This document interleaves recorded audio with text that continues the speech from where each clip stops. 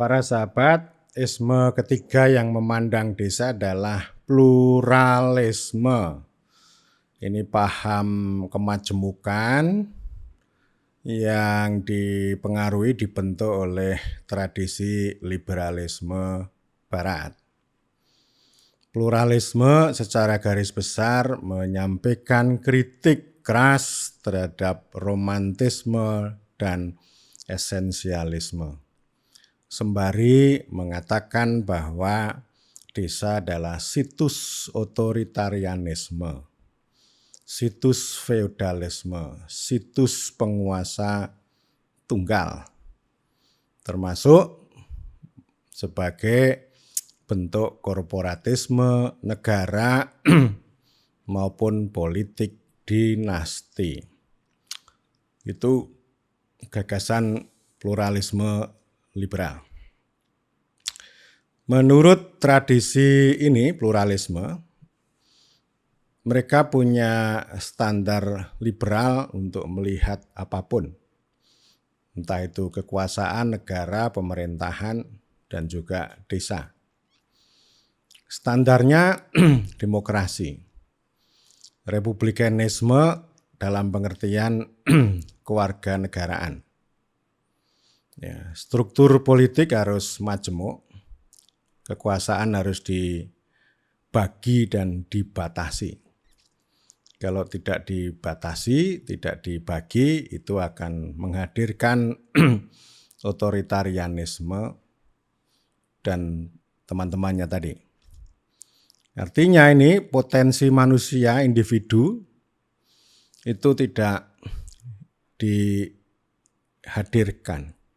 Artinya tidak enabling ya, tidak memungkinkan setiap individu untuk mencapai human achievement, pencapaian manusia. Seperti hari ini misalnya, mereka berpendapat bahwa masa jabatan kepala desa yang terlalu lama itu mengancam demokrasi. Akan menimbulkan korupsi, kekuasaan yang terlalu lama itu akan korup dan menyengsarakan orang banyak. Begitu ya, itu namanya pluralisme. Mereka mengkritik mengkritik romantisme dan esensialisme itu maksudnya begini, bahwa otonomi asli, republik kecil, kemudian apalagi ya, ya termasuk konsep gotong royong dan sebagainya itu sesat itu, ya, sesat. Kalau anti individualisme itu dianggap sesat. Karena pluralisme itu mengatakan bahwa kekuasaan harus dibagi sampai pada individu-individu untuk mewujudkan mimpi, mewujudkan cita-cita. Jadi jangan membunuh orang desa orang per orang. Jadi artinya orang desa itu harus ditransformasikan menjadi warga negara. Bukan sebagai anggota komunitas semata. Ya. Menurut cara pandang pluralis juga bahwa kesatuan masyarakat hukum adat, republik kecil, otonomi asli itu konstruksi kolonial. Itu menurut mereka sebagai bentuk pengawetan struktur lama, mengawetkan kolonialisme itu. Jadi sebenarnya konsep republik kecil maupun kesatuan masyarakat hukum adat itu yang esensialis dan romantis itu menipu dan membodohi. Ya. Jadi orang pluralis liberal itu tidak suka dengan pemerintahan tidak langsung atau indirect rule, di mana pemerintah itu menggunakan desa maupun kepala desa itu sebagai perantara. Pemerintah itu tidak melayani dan melindungi setiap warga negara secara langsung, tetapi menggunakan perantara desa. Dan oleh karena itu ini proses citizenship menjadi terhambat. Sebaliknya pluralisme itu mencita-citakan tentang pemerintahan langsung, direct rule. Hanya ada warga dan negara. Ya, kalau di Eropa ini mewujud dalam bentuk etatisme, jadi negara yang kuat. Memang agak beda antara etatisme dengan dengan pluralisme. Tetapi ada titik temunya. Nanti akan saya bahas isme yang lain ya, etatisme ya. Tetapi intinya ini mengutamakan kebebasan kompetisi setiap individu. Jadi jangan batasi dengan komunalisme ya.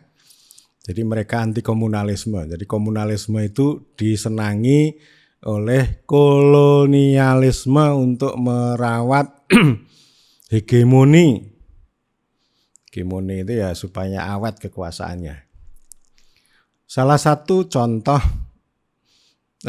yang menggunakan kosakata pluralisme ini adalah Clifford Geertz. Ini orang Amerika, antropolog ya. Dia melakukan riset yang panjang relasi negara dengan desa di Bali. Judul bukunya Negara Titer itu ya. Jadi dia menghadirkan konsep kolektivisme pluralistik untuk melihat melihat desa di Bali. Ya. Nah, Clifford Geertz itu mengkritik tentang republik kecil. Itu menyesatkan, romantis dan menyesatkan. Ya. Jadi ya artinya itu tidak melihat anatomi formasi antara negara dengan desa. Bahwa otonominya terus-menerus dicapik-capik baik oleh raja-raja maupun oleh penguasa kolonial. Salah satu contohnya adalah dualitas desa di Bali. Karena negara ini sulit untuk menundukkan desa pakraman atau desa adat, maka negara kolonial itu membentuk desa dinas yang kita kenal sekarang atau perbekel. Jadi ada dua pemimpin lokal yang wilayahnya itu saling tumpang tindih. Desa adat dipimpin oleh pedanda, desa dinas dipimpin oleh perbekal. Ya, meskipun dalam perjalanan panjang masyarakat Bali itu selalu melakukan adaptasi bagaimana konflik perbedaan di antara itu bisa diciptakan harmoni. Karena itu harmoni itu menjadi kosakata yang sangat disukai orang Bali. Sebagaimana Trihita Karana ya, Parahyangan hubungan manusia dengan Tuhan, lalu Palemahan hubungan manusia dengan alam, dan yang satu lagi Pawongan hubungan manusia dengan manusia. Dan itu antara lain diwujudkan dalam hal merajut harmoni antara desa adat dan desa dinas. Begitu ya, ini dicapek-capek oleh negara. Tetapi Clifford Geertz melihat sesuatu yang unik, itu kolektivisme pluralistik. Artinya ketika ini mau dihancurkan oleh kolonial, gitu ya, itu sulit meskipun kolonial membentuk desa perbekal tadi, desa dinas, karena ini tadi bahwa desa di Bali itu punya ciri khas kolektivisme pluralistik yang sulit untuk dilenyapkan, dihancurkan oleh kolonial. Bisanya hanya itu tadi ya, penetrasi ya. Penetrasi itu tidak bisa berhasil masuk sepenuhnya kecuali menindas. Dan tidak berhasil mengintegrasikan desa adat ke dalam negara kecuali menghisap. Ya paling banter ya bikin tandingan itu tadi. Kolektivisme pluralistik itu artinya bahwa desa itu punya beragam struktur. Ada pembagian kekuasaan. Kekuasaan itu tidak tersentral di tangan pedanda, di tangan kepala desa, tapi disebar. Ya. Ada Banjar, ada Subak ya. Kita tahu persis Subak itu adalah institusi lokal yang menjadi bagian dari desa. Dia punya otonomi di bidang air dan petani. Jadi masing-masing struktur yang beragam itu punya otonomi, tapi terikat dalam ini ya, dalam wadah desa. Dan desa Bali itu punya wadah untuk berdeliberasi, untuk musyawarah, untuk rembukan, namanya paruman. Kalau warganya namanya karaman gitu ya. Nah itu sejarah yang sudah panjang dan kita bisa baca buku Perfect Order karya Stephen Lansing. Ya, jadi tradisi itu sudah sangat panjang, artinya meskipun itu dicabik-cabik, tapi mereka tetap mempertahankan diri. Sama juga ketika Orde Baru itu memaksa pembentukan kelompok tani, entah kelompok tani yang mengelola pertanian atau kelompok tani pemakai air, mereka mengatakan, loh kami sudah punya subak, untuk apa? Sama juga ketika tahun 2010 itu ada sosialisasi Permendagri nomor 39 tahun 2010 tentang BUMDes gitu. Saya mengikuti proses itu secara langsung. Lalu ada orang yang mengatakan begini, loh untuk apa BUMDes? Kita sudah punya LPD. LPD ini ya meskipun dalam praktek ada yang kuat, ada yang mati, tapi secara umum LPD itu tradisi yang sudah cukup panjang tahun 80-an ya. Itu ketika itu tadi ya, merespon Undang-Undang nomor 5 tahun 79. Jadi selalu ada siasat lokal untuk menghadapi gempuran dari atas. Nah, kolektivisme pluralistik itu berbeda dengan kolektivisme monolitik. Kalau yang monolitik ini desa Jawa. Karena menghadapi Majapahit yang gede gitu, Mataram yang gede, beda dengan kerajaan-kerajaan kecil di Bali. Ya, jadi ini ya sama tadi menghadapi kolonial juga, artinya desa itu terikat sebagai satu kolektivisme begitu, tapi ada penguasa tunggal. Organ-organ yang kecil tidak punya otonomi.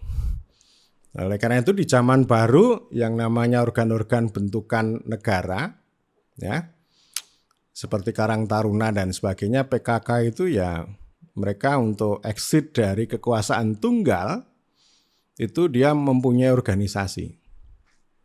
Jadi ini dimainkan ini. Jadi istilahnya pluralismenya itu tidak tumbuh secara genuin dari dalam, tetapi melalui strategi korporatisme dari atas.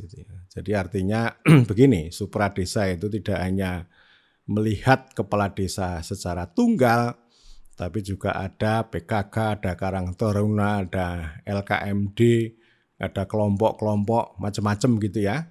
Jadi penyebaran kekuasaan yang dibentuk dari atas.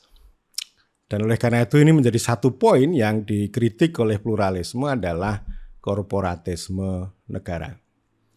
Jadi begini, karena pluralisme itu standarnya adalah demokrasi, ya, liberalisme, kebebasan, kompetisi dan sebagainya, maka mereka melihat sisi negatif. Sisi negatifnya ya otoritarianisme, penguasa tunggal dan korporatisme. Jadi korporatisme itu peran negara yang begitu aktif itu, bukan dalam pengertian memperkuat desa, tetapi sebenarnya itu tadi mengendalikan desa secara seragam, termasuk lembaga-lembaga kemasyarakatan itu semuanya menjadi kepanjangan tangan negara. Sementara pluralisme itu mengendaki ya negara itu sebagai wasit. Kalau yang paling kuno ya penjaga malam. Sebagai wasit saja, biarkan para pemain itu melakukan pertandingan secara bebas sesuai aturan. Kalau melanggar aturan ya dihukum. Itu. Nah, jadi otoritarianisme, korporatisme, penguasa tunggal, kolektivisme monolitik ini yang dikritik. Karena tidak sesuai standar mereka ya. Itu. Dan pluralisme juga mengkritik dinasti.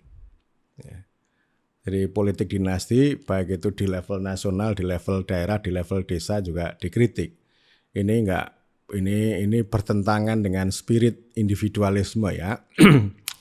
Jadi ini ya paham yang banyak dipakai orang ini. Ketika ngomong tentang kekuasaan desa ya pasti mereka akan berbicara mengenai itu tadi ya penguasa tunggal gitu, korupsi, kemudian dinasti. Ini termasuk sahabat Hans Santloff. Jadi Hans Santloff sama Yando Yakarya berdebat pada tahun 2004. Pertanyaannya otonomi dulu atau demokrasi dulu. Nah, Yando sebagai penganut esensialisme bilang ya otonomi dulu. Ini persoalan komunitas, otonomi komuniti berhadapan dengan negara itu yang diberesi dulu. Nanti di dalam itu baru bicara demokrasi. Dan Yando itu juga menekankan aspek demokrasi komunitarian. Tetapi kalau Hans ya harus demokrasi dong. Jadi dua keyword yang disampaikan Hans itu demokrasi dan warga negara. Jadi ya artinya ini orang-orang desa ini harus diangkat menjadi warga negara yang sama. Tidak ada pembedaan antara orang kota dengan orang desa. Ya, jadi ini secara prinsip begitu. Artinya ketika mereka menyoroti kekuasaan yang terlalu lama, yang korup, yang dinasti, yang korporatis itu sebenarnya menghambat demokrasi dan pembentukan kewarganegaraan. Tetapi poin yang mau saya katakan bahwa kewarganegaraan itu jalurnya tidak tunggal. Tidak semata-mata melalui kompetisi secara liberal. Tetapi yang jauh lebih penting menurut cara pandang saya, menghadirkan warga negara itu adalah dengan kehadiran negara, bukan dengan liberalisme. Ya, kehadiran negara, kehadiran pemerintah, ya. Jadi kalau saya itu lebih cocok dengan gagasan Jean-Jacques Rousseau, kesetaraan kekuasaan. Kalau pluralisme ini menganut mazhabnya John Locke, bahwa kekuasaan itu harus dibatasi dan dibagi. Seperti mekanisme pasar, bukan. Kalau saya ya negara hadir ya sesuai dengan konsep konstitusi gitu ya. Artinya begini, ya orang desa itu selain dia menjadi masyarakat setempat, dia juga warga negara. Kita bisa pilih sebaik mungkin bagaimana negara hadir untuk melayani kepentingan warga. Lalu desa, karena desa itu ada, ya, maka desa itu punya otoritas, punya otonomi untuk menghadirkan kepentingan masyarakat setempat.